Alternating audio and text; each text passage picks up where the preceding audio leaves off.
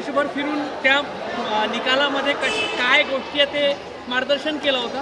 आज विधानसभा अध्यक्षाच्या निकालानंतर स्वतः उद्धव ठाकरे यांना पत्रकार परिषद घ्यावी लागतात कायदे पंडितांना घेऊन. तुम्हाला वाटतंय की कुठंतरी जसं तेव्हा तुम्ही सांगितलं ती जी स्थिती आजही आहे या विधानसभा निकाल? असं आहे की विधानसभेच्या अध्यक्षांनी दिलेला निकाल हा माझ्या मताप्रमाणे दिल्लीहून टाईप करून आलेला निकाल आणि त्याच्यामुळे ह्या निकालपत्रात इतक्या उणीवा आहेत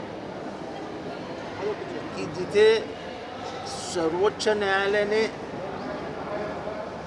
त्यांचा व्हीप मान्य केला उद्धव ठाकरेंचा आणि गोगावलेंना रद्दबद्दल ठरवलं होतं. एवढंच नाही तर एकनाथ शिंदेची साहेबांची लीडर ऑफ द हाऊस म्हणून झालेली नेमणूक ही देखील चुकीची आहे, ती मी रद्द करतो आहोत असं सुप्रीम कोर्ट म्हणालं आहे.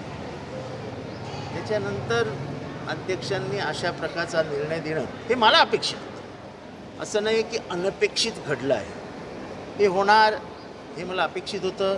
सर्वोच्च न्यायालयात धाव घ्यावी लागणार हेही मला अपेक्षित होतं. आता पुढे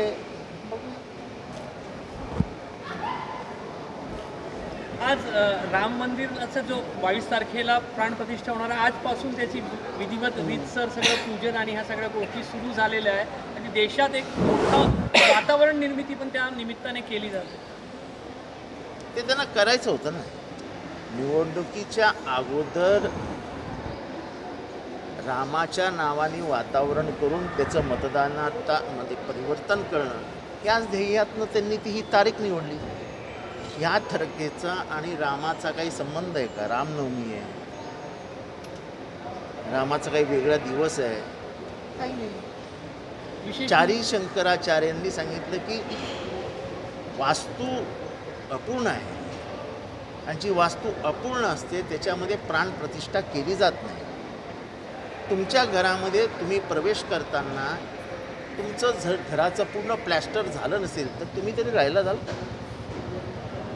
आता त्यांनी त्या 4 शंकराचार्यांनाच वेड्यात काढलं आणि विचारतात की कोण शंकराचार्य, त्यांनी हिंदू धर्मासाठी काय केलं?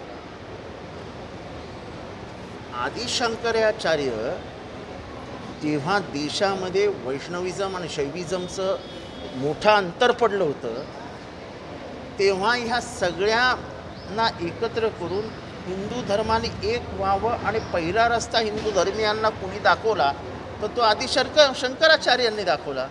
आदि शंकराचार्यांनी स्वतः 4 पीठं निर्माण केली आणि त्या 4 पीठांचे ते उत्तराधिकारी आहेत. आता तुम्ही त्यांना मानणार नसाल तर ठीक आहे बाबा, तुम्ही शंकराचार्य. आता एवढंच म्हणायची बाबा. तुम्ही 22 जानेवारीला काही विशेष कारण नाही तरी करता म्हणणं आहे की विशेष मुहूर्त आहे त्या दिवशी. अगदी असेल बाबा, त्यांचे कॅलेंडरही वेगळे आहेत, त्यांच्या काय ते पंचांगही वेगळे आहेत आणि ते स्वतःच आता पंचांगकर्ते झालेत, त्याच्यामुळे त्यांना काय बोलायचं. मुस्लिम राष्ट्रीय विचार मंचानं एक सर्वे केला गुजरातमध्ये एका आयुर्वेद संस्थेला घेऊन आणि त्यात 76% मुस्लिमांनी सांगितलं की राम मंदिरामुळे आम्ही खुश आहोत, आनंदी आहोत. सगळेच आनंदी आहेत. असं आहे, सगळेच आनंदी आहेत. मी सुद्धा आनंदी आहे. मंदिर कोणाच्या बापाचं थोडी असतं, मंदिराची मालकी असते की कोणाची. राम मंदिर सगळ्यांचंच आहे, राम सगळ्यांचंच आहे, तुमचं आहे, आमचं आहे, तो आमचाच आहे असं म्हणणं चुकीचं आहे. ओबीसी आहे की कसं? मी आधीच म्हणतो की राम बहुजन आहे, क्षत्रिय आहे. क्षत्रिय नसेल तर त्यांनी पुढे येऊन सांगावं तर क्षत्रिय नाही आहे म्हणून सांगावं ना, क्षत्रिय नाही आहे राम. राम क्षत्रिय म्हणजे तो बहुजन झाला आणि या देशामध्ये बहुजनांची संख्या सर्वात जास्त आहे. आज उपमुख्यमंत्री देवेंद्र फडणवीस यांनी संजय राऊतांना मूर्ख म्हटलं. तुम्ही त्या दिवशी जेव्हा क्षत्रिय आहे आणि तो मांस खात असं म्हटलं त्यावर तुम्हाला म्हटलं होतं का शेण खाणारे लोक काहीतरी असं बोलत आहेत, अशा पद्धतीने समोर येत असं आहे. आम्ही बहुजन आहोत. मी तेव्हा बोललो की मी मटण खातो, मी रामाच्या वक्तव्याबद्दल खेदही व्यक्त केला. त्याच्यानंतर मी त्याच्यावर आजपर्यंत काही बोललोही नाही. जर मटण खाणाऱ्या माणसाला तुम्ही शेण खातो असं म्हणणार असाल तर या देशातले 80% लोक शेणच खातात. तुमच्यातले अनेक जण मटण खातात म्हणजे शेण खातात. त्यांच्यातले अनेक जण मटण खातात म्हणजे शेणच खातात. शेण आणि मटण असं जर तुम्ही बोलणार असाल तर हद्द झाली. आणि कधी कधी तुम्हीही खाता जे बोलले ते. मटण. आता मटण म्हणजे शेण, बाकी याच्यापुढे मी काय बोलत नाही. असं ते म्हणाले मटण म्हणजे तुम्ही शेण खाता, म्हणजे मी तेव्हा बोललेलो मी मटण खातो. त्यांनी मटण आणि शेण एक करून टाकलं शब्दार्थी, त्यांच्या शब्दार्थ. मुख्यमंत्री डावसला गेले आहे. जाऊ द्या, ते डॅवसला जाऊया, तर न्यूयॉर्कला जाऊया, स्वित्झर्लंडला जाऊ द्या, मला काय करायचं, मी नागपुरात आलो. मोठी इन्व्हेस्टमेंट आणणार आहेत. हं? मोठी गुंतवणूक आणायला गेले. बीजेपी ने अयोध्या को हाईजैक किया ऐसा लगता है चुनाव को देखते हुए। पिछले कम से कम 10-15 चुनावों से राम पे लड़े, लोगों के पेट के लिए, लोगों की महंगाई के लिए, बेरोजगारी के लिए, अर्थव्यवस्था मजबूत करने के लिए कोई खास कदम तो उठाया नहीं है. महंगाई पूरे चरण पे पहुंची है, उसका कोई लेना देना नहीं है.